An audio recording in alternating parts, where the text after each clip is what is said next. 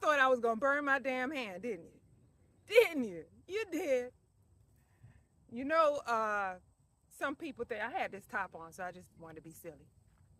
You know, some people think we some weird witchy poo people that be putting spells on people and putting hexes on people and stuff. That's what they think of us, fam. Some of us. Watching too many damn movies. But what's interesting is that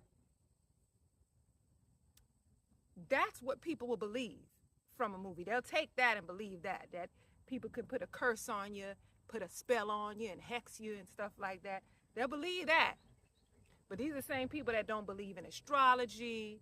They don't believe that crystals work. They don't believe in none of that stuff. Right? They don't believe in that. From what I could recall, I remember I've seen quite a few movies where there's some kind of stone or crystal that people get powers from or something like that.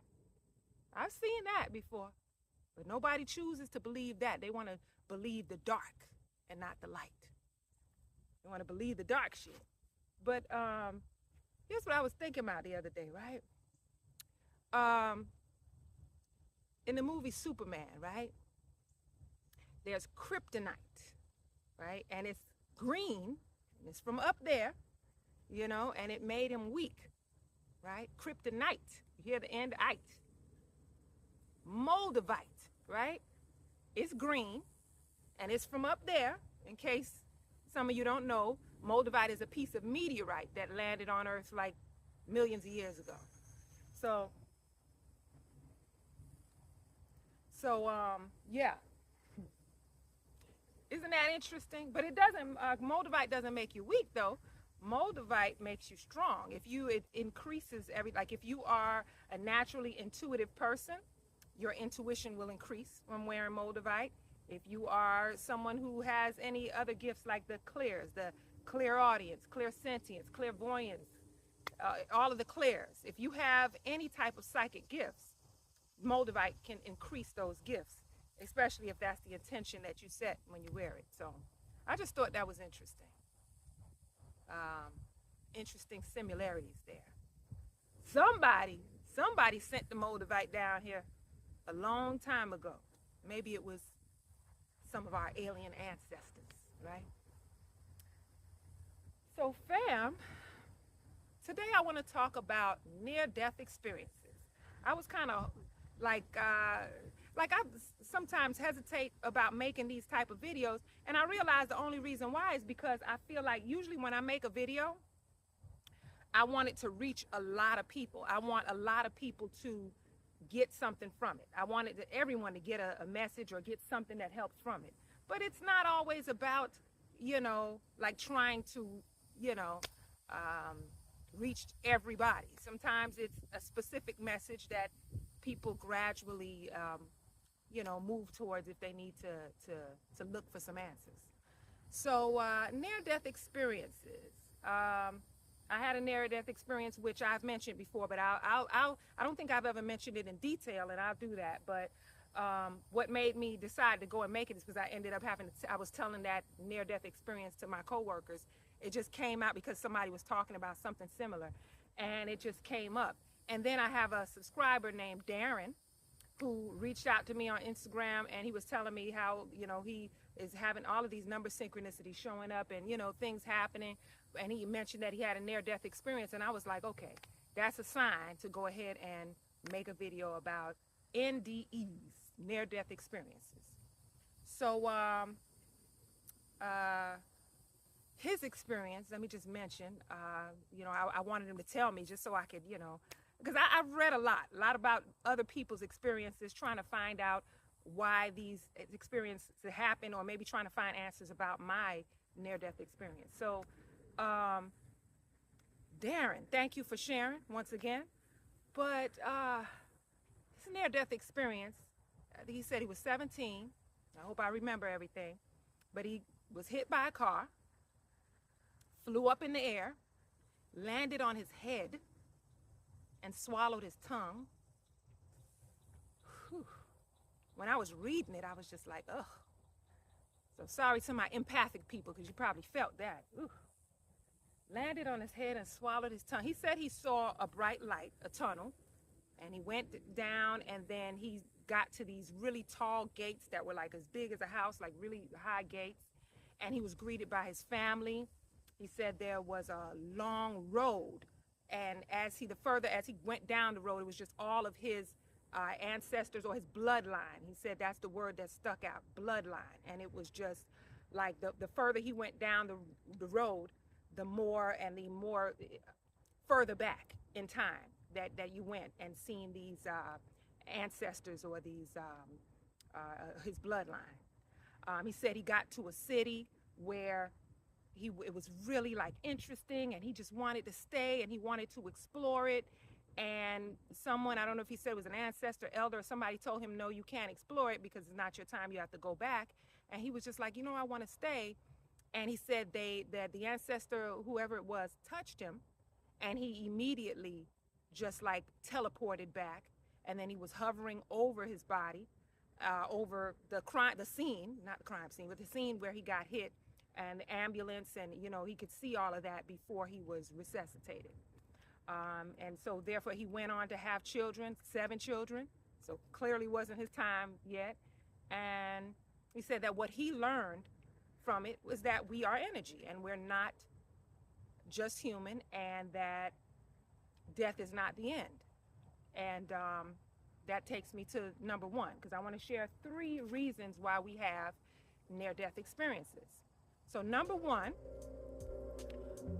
the first reason that I find that we have near-death experiences is so that we can wake up to who we truly are, and learn that we're not just human, that we are energy as well.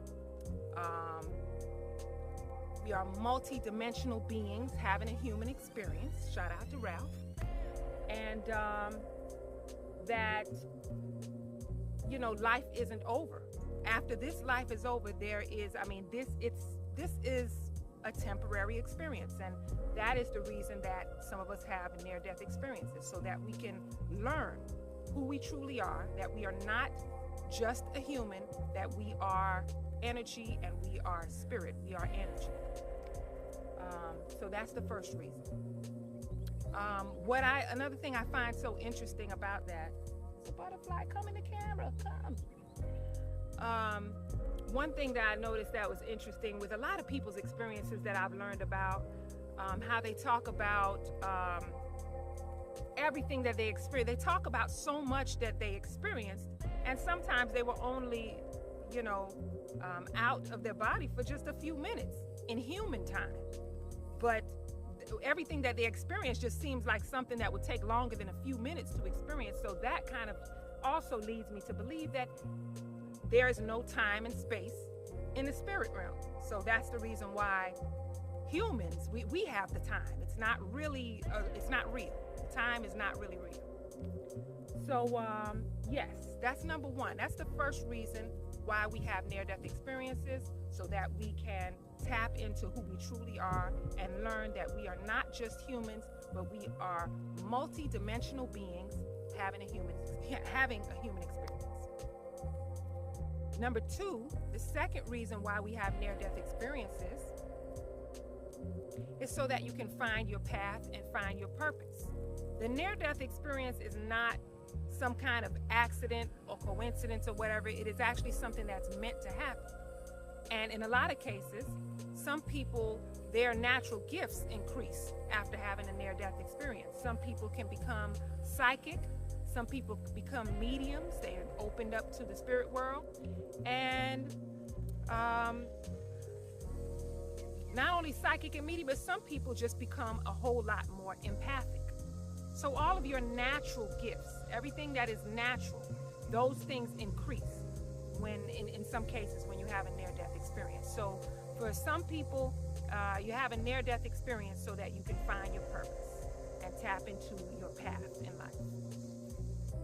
And number 3, the third reason why we have near-death experiences is probably because your life needed to change.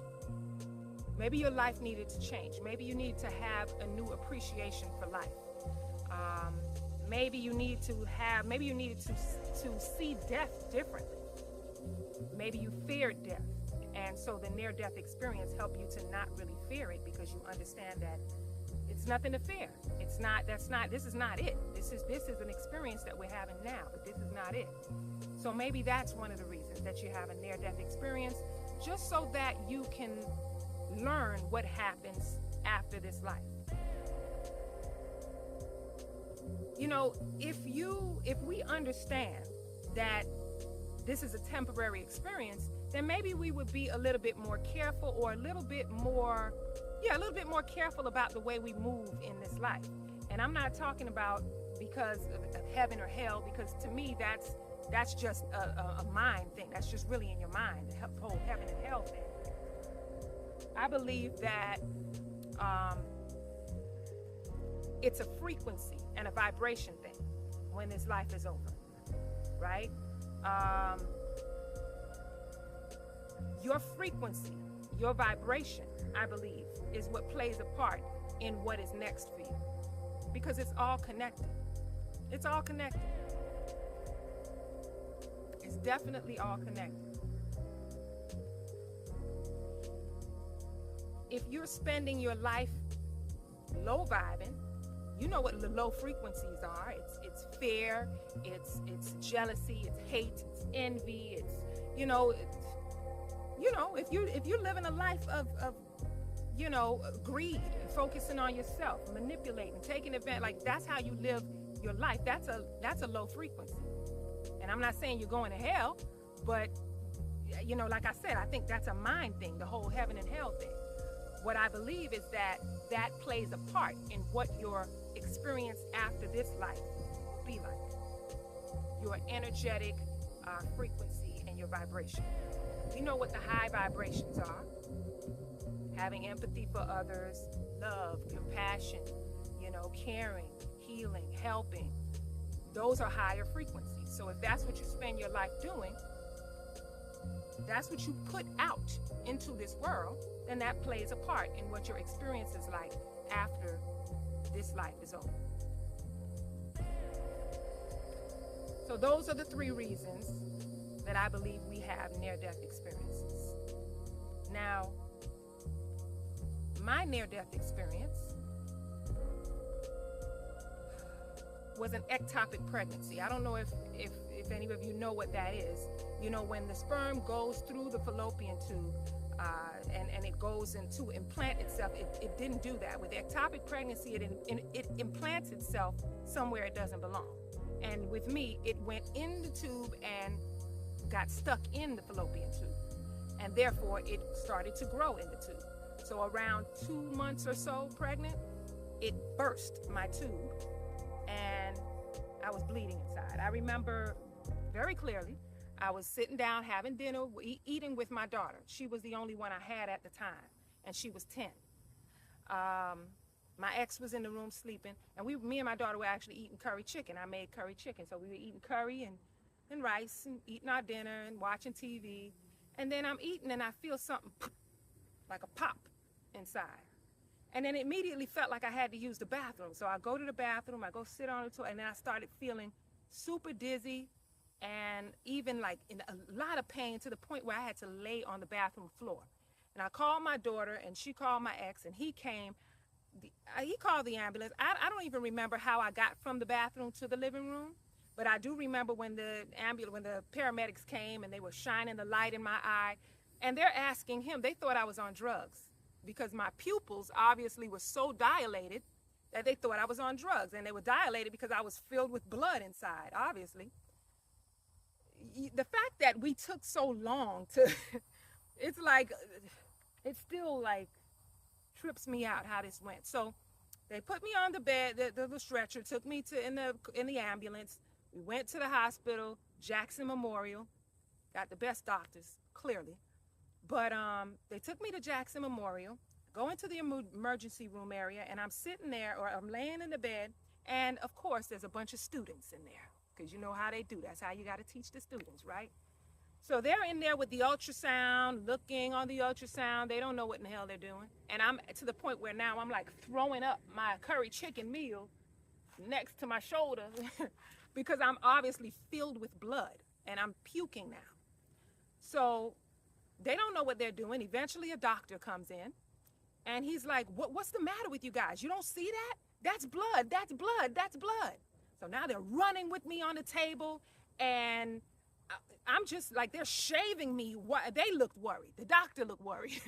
They're running with the table and they're shaving me while they're running back there. I'm just in and out because I was dozing in and out. Like I was like passing in and out from the time I left the apartment to the time I was in the ambulance and got to the hospital. So I don't remember anything after being running down the hall with me on the table and shaving me while I was still awake and getting ready to doze off. And all I remember is waking up, being taken to, obviously, to a room to recover or whatever. My ex and my daughter is there. My daughter looks at me and starts crying. And I'm like, why are you crying? I'm fine. Don't cry. You know, I'm going to be okay, right?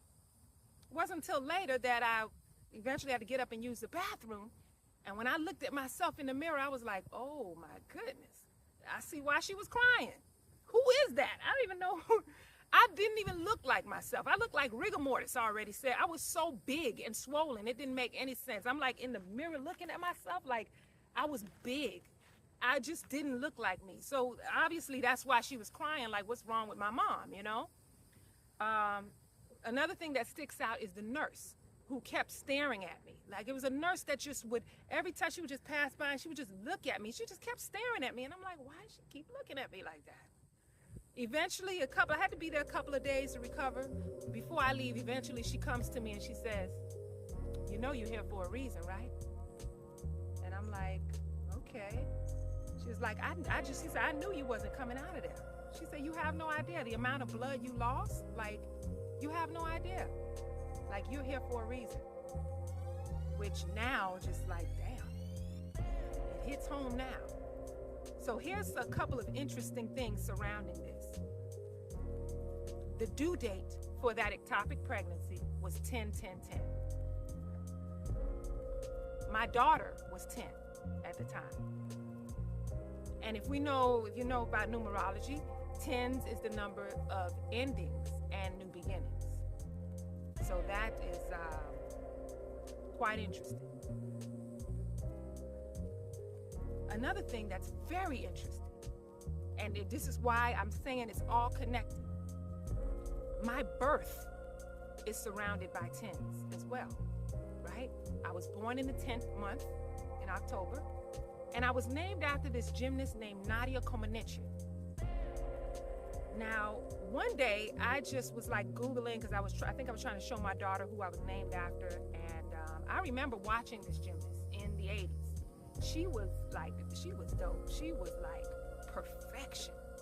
I remember watching her. I was born in 77, but I remember looking at her in the 80s and watching her flipping. And, you know, everybody would watch and wait for her to like stumble or mess up some kind of way, and it never happened. The girl was perfect.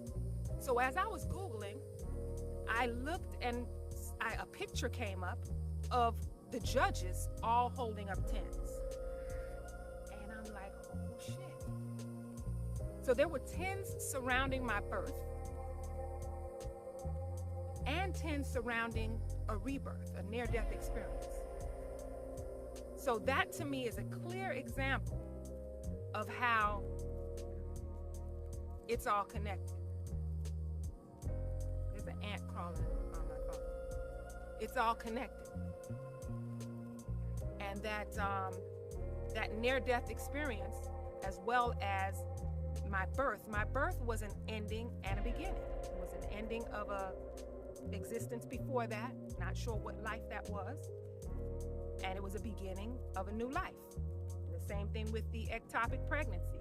It was an ending, but also a rebirth, a new beginning.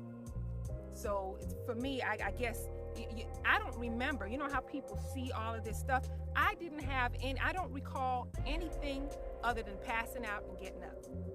Now, from what I learned, we choose to not remember. Clearly, I chose to not remember.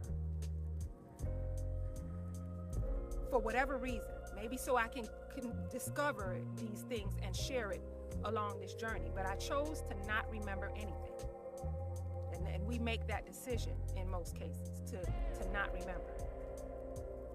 Sometimes I wonder, like, there's another thing that sticks out about near-death experiences.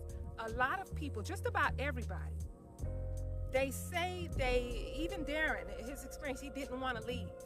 These people, like most people, feel like they are, like, they don't want to go. Like they feel this level of this discomfort, and it just kind of just leads me to believe that this is not our true home. This is not our true home. This is an experience that we're having for so many different reasons, but this is not our true home. And that's the reason why most people, they really long to go back there, and they long to stay, because that feels like home. It's a feeling of, and a remembering home. So that really sticks out to me as well. Very interesting. Very interesting.